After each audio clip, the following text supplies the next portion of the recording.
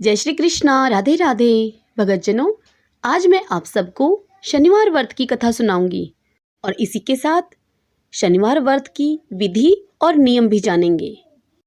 यदि ज्योतिष शास्त्र की माने तो हमारे जीवन पर ग्रहों का विशेष प्रभाव माना जाता है। ऐसे में अगर शनि ग्रह, जिनका नाम सुनते ही लोग डर जाते हैं, अगर वह ग्रह अशांत हो जाएं तो जीवन में समस्याएं शुरू हो जाती हैं। इसीलिए शनि दोष से बचने के लिए और शनिदेव को प्रसन्न करने के लिए शनिवार के दिन शनिदेव की पूजा और व्रत रखने की सलाह दी जाती है। शनिदेव को वैसे भी न्याय का देवता कहा जाता है, क्योंकि वह हर व्यक्ति को उसके कर्मों के हिसाब से फल देते हैं। वैसे तो श्रद्धा के साथ शनिवार का व्रत कोई भी रख सकता है, लेकिन यह व्रत किन लोगों को आवश्यक रूप से रखना चाहिए, आइए जान लेते हैं। भगतजनों, साल 2020 में शनिदेव ने राशि परिवर्तन किया था और ये फिलहाल अपनी ही राशि मकर राशि में है। इसीलिए साल 2021 में कुंभ राशि के लोगों की साढ़े साती रहेगी। लिहाजा अगर आपकी राशि मकर या कुंभ है तो आपको शनिवार का व्रत जरूर रखना चाहिए। ज्योतिष आचार्यों की माने तो जिन लोगों की शनि की साढ़े साती या फिर शनि की ढैया चल रही है, उन्हें भी शनिवार का व्रत आवश्यक रूप से करना चाहिए। ऐसा करने से साढ़े साती के कारण आने वाली सभी परेशानियां कम हो जाती हैं। अगर किसी व्यक्ति की कुंडली में शनि नीच का यानी कि कमजोर हो तो उसे भी शनिवार का व्रत रखना चाहिए। इसके अलावा अगर शनि से जुड़े हुए किसी भी तरह के दोष की वजह से घर में लड़ाई झगड़े हो रहे हों, कर्ज लेना पड़ रहा हो, मकान का कोई हिस्सा गिर गया हो या आर्थिक समस्याएं इतनी बढ़ जाएं कि मकान बिकने की नौबत तक आ जाए, तो ऐसे लोगों को भी शनिवार का व्रत आवश्यक रूप से रखना चाहिए। अगर आपका शनिवार के दिन किसी न किसी से झगड़ा हो जाता है, पैसों से जुड़ा हुआ भारी नुकसान झेलना पड़ता है, या फिर अगर आपके द्वारा खरीदी गई कोई भी चीज़ जल्द ही खराब हो जा रही है या फिर टूट जा रही है और कई बार ऐसा हो चुका हो, तो आपके लिए शनिवार का व्रत रखना फलदायी हो सकता है। कुंडली में राहु केतु से जुड़ी कोई समस्या हो तो उन लोगों को भी शनिवार का व्रत रखना चाहिए। ऐसा करने से राहु केतु की कुदृष्टि से सुरक्षा मिलती है और अगर शनिदेव खुश हो जाएं तो व्यक्ति को धन संपत्ति और सम्मान की प्राप्ति होती है। आइए भगतजनों, अब शनिवार व्रत की विधि और नियम जान लेते हैं। ज्योतिष शास्त्रियों के अनुसार शनिवार का यदि आप व्रत करने का संकल्प लेते हैं तो आपको 7 शनिवार तक अवश्य व्रत रखना चाहिए। शनिवार का व्रत रखना शुरू करना चाहते हैं तो शुक्ल पक्ष के पहले शनिवार से व्रत करना आरंभ करें। हालांकि अगर आप श्रावण मास में शनिवार का व्रत प्रारंभ करते हैं तो उसका विशेष लाभ मिलता है। शनिवार के दिन ब्रह्मा मुहूर्त में उठकर स्नान आदि करने के बाद पीपल के पेड़ में जल अर्पित करें। फिर शनिदेव की मूर्ति पर काला वस्त्र, फूल, काला तिल, धूप व तेल अर्पित करें। फिर पीपल के पेड़ के तने पर सूत का धागा 7 बार परिक्रमा करके बांध दें। इसके बाद शनिदेव के मंत्र का उच्चारण करें। आप लोहे की वस्तु, धन आदि का भी दान कर सकते हैं। इससे हर परेशानी दूर होती है। काली चीजों का दान श्रेष्ठ है। शनिवार व्रत के दौरान नमक नहीं खाना चाहिए। इस दिन नीले, बैंगनी या काले रंग के कपड़े पहने। शनिवार का व्रत करने वाले लोगों को शनिदेव के साथ ही शिव जी और हनुमान जी की भी पूजा करनी चाहिए। इस दिन शनि स्तोत्र का पाठ करना भी विशेष फलदायक सिद्ध होता है। भगतजनों, यह तो थे शनिवार व्रत के विधि और नियम। आइए अब शनिवार व्रत की शनिदेव भगवान की कथा सुनते हैं। सब बोलें शनिदेव भगवान की जय। ओम शनिश्चराय नमो नमः। एक समय सूर्य, चंद्रमा, मंगल, बुध, बृहस्पति, शुक्र, शनि, राहु और केतु, इन ग्रहों में आपस में झगड़ा हो गया कि हम सब में से बड़ा कौन है। सब अपने आप को बड़ा कहते थे। जब आपस में कोई निर्णय न हो सका तो सब के सब आपस में झगड़ते हुए इंद्र के पास गए और उससे जाकर कहने लगे कि आप देवताओं के राजा हैं, इसलिए आप हमारा न्याय करके हमें बतलाइए कि हम 9 ग्रहों में से सबसे बड़ा कौन है। राजा इंद्र उनका यह प्रश्न सुनकर घबरा गए और कहने लगे कि मुझ में यह सामर्थ्य नहीं है जो किसी को बड़ा या छोटा बता सकूं। मैं अपने मुख से कुछ नहीं कह सकता हूँ। हाँ, एक उपाय हो सकता है। इस समय पृथ्वी पर राजा विक्रमादित्य दूसरों के दुखों का निवारण करने वाले हैं, इसलिए तुम सब मिलकर उनके पास जाओ, वही तुम्हारे दुखों का निवारण करेंगे। देवराज इंद्र की यह बात सुनकर 9 ग्रहों के देवता चलकर भूलोक में राजा विक्रमादित्य की सभा में जाकर उपस्थित हुए और अपना प्रश्न राजा के सामने रख दिया। राजा विक्रमादित्य उनकी बात सुनकर बड़ी चिंता में पड़ गए कि मैं अपने मुख से किसको बड़ा और किसको छोटा बताऊं। जिसको छोटा बताऊंगा वही मुझ पर क्रोध करेगा। परंतु उनका झगड़ा निपटाने के लिए उन्होंने एक उपाय सोचा। राजा विक्रमादित्य ने सोना, चांदी, कांसा, पीतल, शीशा, रांगा, जस्ता, अभ्रक और लोहा 9 धातुओं के 9 आसन बनवाए। सब आसनों को क्रम से सोना सबसे पहले और लोहा सबसे बाद में बिछाए गए। इसके बाद राजा ने सब ग्रहों से कहा कि आप सब अपने अपने आसनों पर विराजमान होइए। जिसका आसन सबसे आगे है वह सबसे बड़े और जिसका आसन सबसे पीछे है वह सबसे छोटे जानिए। क्योंकि लोहा सबसे पीछे था और वह शनिदेव का आसन था, इसीलिए शनिदेव ने समझ लिया कि राजा ने मुझको छोटा बना दिया है। इस पर शनिदेव को बड़ा ही क्रोध आया और वह कहने लगा, हे राजा विक्रमादित्य, तुम मेरे पराक्रम को नहीं जानते। सूर्य एक राशि पर 1 महीना, चंद्रमा 2.25 दिन, मंगल 1.5 महीना, बृहस्पति 13 महीने, बुध और शुक्र 1-1 महीने, परंतु मैं एक राशि पर 2.5 साल या फिर 7.5 साल तक रहता हूँ। बड़े बड़े देवताओं को भी मैंने भीषण दुख दिया है। हे राजन, सुनो, राम जी को 7.5 आई तो उन्हें वनवास हो गया और रावण पर 7.5 आई तो राम और लक्ष्मण ने सेना लेकर लंका पर चढ़ाई कर दी और रावण कुल का नाश हो गया। हे राजा, अब तुम सावधान रहना। तब राजा विक्रमादित्य कहने लगे कि जो कुछ मेरे भाग्य में होगा देखा जाएगा।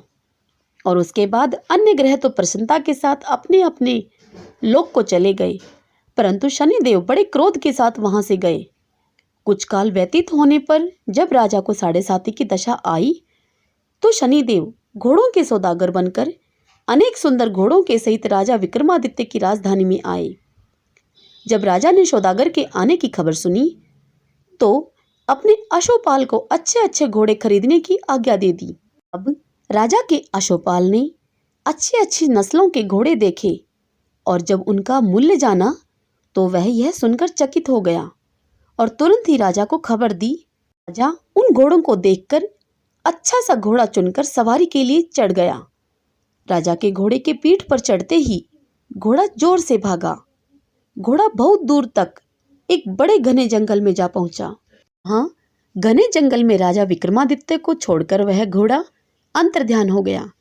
इसके बाद राजा अकेला ही जंगल में भटकता फिरता रहा।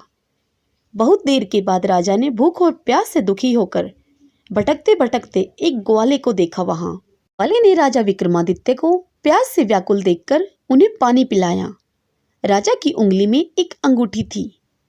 राजा ने वह अंगूठी निकालकर प्रसन्नतापूर्वक उस ग्वाले को दे दी और शहर की ओर वह राजा विक्रमादित्य चल दिया। राजा अब शहर में पहुंचकर एक सेठ की दुकान पर जाकर बैठ गया और अपने आप को उज्जैन का रहने वाला तथा अपना नाम राजा विक्रमादित्य ने विका बताया। सेठ ने उसको एक कुलीन मनुष्य समझकर जल आदि पिलाया। भाग्यवश उस दिन सेठ की दुकान पर बिक्री बहुत अच्छी हुई। तब सेठ ने राजा विक्रमादित्य को एक भाग्यवान पुरुष समझकर भोजन कराने के लिए अपने साथ अपने घर ले गया। भोजन कराते समय राजा ने आश्चर्य की बात देखी। वहां पर राजा विक्रमादित्य ने देखा कि खूंटी पर हार लटक रहा है और वह खूंटी उस हार को धीरे धीरे निगल रही है। भोजन करने के बाद कमरे में आने पर जब सेठ को कमरे में हार नहीं मिला तो सबने यही निश्चय किया कि इस विका के सिवाय इस कमरे में और कोई नहीं आया, अतः अवश्य ही इसी ने वह हार चुराया है। परंतु विका ने कहा कि हार तो मैंने नहीं लिया है। इस पर 5-7 आदमी इकट्ठे होकर उसको फौजदार के पास ले आए। फौजदार ने उसको राजा के सामने उपस्थित कर दिया और कहा कि ये आदमी तो भला प्रतीत होता है, चोर मालूम तो होता नहीं, परंतु सेठ का कहना है कि इसके सिवाय और कोई उसके घर में आया ही नहीं, अवश्य ही चोरी इसी ने की है। तब राजा ने आज्ञा दी कि इस आदमी के हाथ पैर काटकर चौरंगिया बना दिया जाए। राजा की आज्ञा का तुरंत पालन किया गया और विका अर्थात राजा विक्रमादित्य के हाथ पैर काट दिए गए। इस प्रकार कुछ काल व्यतीत होने पर एक तेली उसको अपने घर ले गया और कोल्लू पर उसको बिठा दिया। विका उस पर बैठा हुआ अपनी जबान से बैलों को हाँकता रहा। शनि की दशा समाप्त हो गई और एक रात को वर्षा ऋतु के समय चौरंगिया बना हुआ राजा विक्रमादित्य मल्हार राग गाने लगा। उसका गाना सुनकर उस शहर के राजा की कन्या उस राग पर मोहित हो गई और दासी को यह खबर लाने के लिए भेजा कि जाओ और शहर में पता लगाओ कि यह मल्हार राग कौन गा रहा है। दासी सारे शहर में फिरती फिरती क्या देखती है कि तेली के घर में चौरंगिया राग गा रहा है। दासी ने महल में आकर राजकुमारी को सब वृतांत बता दिया। बस उसी क्षण राजकुमारी ने अपने मन में यह प्रण कर लिया कि चाहे कुछ भी हो जाए, मुझे उस चौरंगिया के साथ ही विवाह करना है। प्रातःकाल होते ही जब दासी ने राजकुमारी को जगाना चाहा, तब राजकुमारी अनशन व्रत करके पड़ी रही। तब दासी ने रानी के पास जाकर राजकुमारी के न उठने का सारा वृतांत बताया। रानी ने तुरंत ही वहां आकर राजकुमारी को जगाया और उसके दुख का कारण पूछा। तब राजकुमारी ने कहा कि माँ, मैंने तो यह प्रण कर लिया है कि तेली के घर में जो चौरंगिया है, मैं उसी के साथ विवाह करूंगी। तब राजकुमारी की माता ने कहा कि पगली, यह क्या बात कह रही है? तेरा किसी देश के राजा के साथ विवाह किया जाएगा। राजकुमारी कहने लगी कि माँ, मैं अपना प्रण कभी नहीं तोड़ूंगी। माता ने चिंतित होकर यह बात राजा को बताई। तब राजा ने भी आकर अपनी बेटी को समझाया और राजा उससे कहने लगा कि मैं अभी अभी देश देशांतर में अपने दूत भेजकर सुयोग्य, रूपवान एवं बड़े से बड़ा गुणी राजकुमार के साथ तुम्हारा विवाह करूंगा। ऐसी बात तुमको कभी नहीं सोचनी चाहिए। तब राजकुमारी बोली कि पिताजी, मैं अपने प्राण त्याग दूंगी, परंतु किसी दूसरे के साथ विवाह नहीं करूंगी। राजकुमारी के मुख से राजा ने जब इस प्रकार के वचन सुने, तो राजा ने क्रोध से कहा कि यदि तेरे भाग्य में ऐसा ही लिखा है, तो जैसे तेरी इच्छा है वैसा ही कर। फिर राजा ने तेली को बुलाकर कहा कि तेरे घर में जो चौरंगिया है, उसके साथ मैं अपनी कन्या का विवाह करना चाहता हूँ। तब तेली राजा से कहने लगा कि यह कैसे हो सकता है महाराज? कहाँ आप हमारे राजा और कहाँ मैं नीच तेली? परंतु राजा ने कहा कि भाग्य के लिखे को कोई टाल नहीं सकता। अपने घर जाकर विवाह की तैयारी करो। राजा ने उसी समय तोरण और बंधनवार लगाकर अपनी राजकुमारी का विवाह चौरंगिया विक्रमादित्य के साथ करवा दिया। रात्रि में जब विक्रमादित्य और राजकुमारी महल में सोए, तब आधी रात के समय शनिदेव ने विक्रमादित्य को स्वप्न में दर्शन दिए और शनिदेव कहने लगे कि राजा, कहो, मुझको छोटा बतलाकर तुमने कितना दुख उठाया। राजा ने शनिदेव से क्षमा मांगी। तब शनिदेव ने प्रसन्न होकर विक्रमादित्य को हाथ पैर दे दिए। तब राजा विक्रमादित्य ने कहा कि महाराज, मेरी प्रार्थना स्वीकार करें। हे शनिदेव, जैसा दुख आपने मुझे दिया है, ऐसा किसी और को मत देना। तब शनिदेव ने कहा कि तुम्हारी यह प्रार्थना मुझे स्वीकार है। जो मनुष्य मेरी कथा सुनेगा या फिर कहेगा, उसको मेरी दशा में कभी किसी प्रकार का दुख नहीं होगा। और जो नित्य ही मेरा ध्यान करेगा या चींटियों को आटा डालेगा, उसके सब मनोरथ मैं पूर्ण करूंगा। उसके सभी मनोरथ पूर्ण होंगे। इतना कहकर शनिदेव अपने धाम को चले गए। राजकुमारी की आंखें जब खुली, तो उसने राजा के हाथ पांव देखे, तो उसे बड़ा ही आश्चर्य हुआ। राजकुमारी को जगा हुआ देखकर राजा विक्रमादित्य ने उसे अपना समस्त हाल कहा और बताने लगा कि मैं उज्जैन का राजा विक्रमादित्य हूँ। यह बात सुनकर राजकुमारी अत्यंत ही प्रसन्न हुई। प्रातःकाल राजकुमारी से उसकी सखियों ने जब पूछा, तो राजकुमारी ने अपने पति का सारा वृत्तांत अपनी सखियों को सुना दिया। तब सबने प्रसन्नता प्रकट की और कहा कि ईश्वर ने आपकी मनोकामना पूर्ण कर दी। जब उस सेठ ने यह सुना तो वह विक्रमादित्य के पास दौड़ा दौड़ा आया और राजा विक्रमादित्य के पैरों में गिरकर उनसे क्षमा मांगने लगा कि आप पर मैंने चोरी का झूठा आरोप लगाया, अतः आप मुझको जो चाहे दंड दे दें। तब राजा विक्रमादित्य बोले कि मुझ पर तो शनिदेव का कोप था, इसी कारण यह सब दुख मुझको प्राप्त हुआ। इसमें तुम्हारा कोई दोष नहीं है, तुम अपने घर जाकर अपना कार्य करो। तब वह सेठ बोला कि मुझे तभी शांति मिलेगी जब आप मेरे घर चलकर प्रीतिपूर्वक वहां भोजन करेंगे। राजा विक्रमादित्य ने कहा, जैसी आपकी मर्जी हो वैसे ही करेंगे हम। और फिर उस सेठ ने अपने घर जाकर अनेक प्रकार के सुंदर व्यंजन अपनी पत्नी से बनवाए और राजा विक्रमादित्य को प्रतिभोज करवा दिया। जिस समय वह भोजन कर रहे थे, एक अत्यंत ही आश्चर्य की बात सबको वहां दिखाई दी। जो खूंटी पहले हार निगल गई थी, वह हार अब वह खूंटी उगल रही थी। जब भोजन समाप्त हो गया तो सेठ ने हाथ जोड़कर बहुत सी मोहरें राजा विक्रमादित्य को भेंट की और कहा कि मेरे श्री कंवरी नाम की एक कन्या है, उसका पाणी ग्रहण आप करें। इसके बाद सेठ ने अपनी कन्या का विवाह राजा के साथ कर दिया और राजा विक्रमादित्य को बहुत सा दान दहेज आदि दिया। इस प्रकार कुछ दिनों के बाद वहां निवास करने के बाद राजा विक्रमादित्य ने शहर के राजा से कहा कि अब मेरी इच्छा उज्जैन जाने की है। फिर कुछ दिन के बाद राजा उनसे विदा लेकर राजकुमारी मनभावनी और सेठ की कन्या श्री कंवरी तथा अनेक दास दासी रथ और पालकियों के सहित राजा विक्रमादित्य अपने नगर उज्जैन की तरफ चले। जब राजा विक्रमादित्य शहर के निकट पहुंचे और पूर्ववासियों ने राजा के आने का संवाद सुना तो समस्त उज्जैन की प्रजा अगवानी के लिए वहां आई। तब बड़ी प्रसन्नता से राजा अपने महल में पधारे। सारे शहर में बहुत बड़ा महोत्सव मनाया गया और रात्रि को दीपमाला की गई। दूसरे दिन राजा ने शहर में ये घोषणा करवा दी कि शनि देवता सब ग्रहों में सर्वोपरि हैं। मैंने उनको छोटा बताया था, इसीलिए मुझको यह सब दुख प्राप्त हुआ। इस कारण से अब उस संपूर्ण नगर में, संपूर्ण शहर में सदा ही शनिदेव की पूजा और कथा होने लगी। राजा और प्रजा अनेक प्रकार के सुख भोगते रहे। जो कोई भी शनिदेव की इस कथा को पढ़ता है या सुनता है, उसके शनिदेव की कृपा से सब दुख दूर हो जाते हैं। शनिदेव की कथा को व्रत के दिन अवश्य पढ़ना अथवा सुनना चाहिए। ओम शनिश्चराय नमो नमः। सब बोलें शनिदेव महाराज की जय। आइए भगतजनों, अब शनिदेव की आरती सुनते हैं।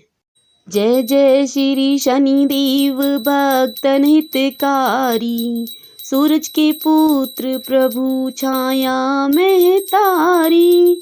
जय जय श्री शनिदेव भक्तन हितकारी, श्याम अंक वक्र दृष्ट चतुर्भुजधारी। नीलांबर धारी नाथ गज की असवारी। जय जय श्री शनिदेव भक्तन हितकारी, किरीट मुकुट शीश रजत दीपत है लिलारी। मुक्तन की माला गले शोभित बलिहारी। जय जय श्री शनिदेव भक्तन हितकारी, मोदक मिष्ठान पान चढ़त है सुपारी। लोहा तिल तेल उड़द महिषी अति प्यारी।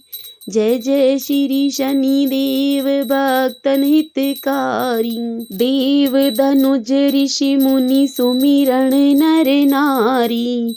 विश्वनाथ धरत ध्यान शरणन है तुम्हारी। जय जय श्री शनिदेव भक्तन हितकारी, जय जय श्री शनिदेव भक्तन हितकारी। सूरज के पुत्र प्रभु छाया में तारी। जय जय श्री शनिदेव भक्तन हितकारी। सब बोले शनिदेव महाराज की जय। भगतजनों, यदि आपको यह शनिदेव व्रत कथा और यह जानकारी आपको अच्छी लगी हो तो इस वीडियो को लाइक अवश्य करें और खूब शेयर करें और पुण्य कमाएं। जय श्री कृष्णा। राधे राधे।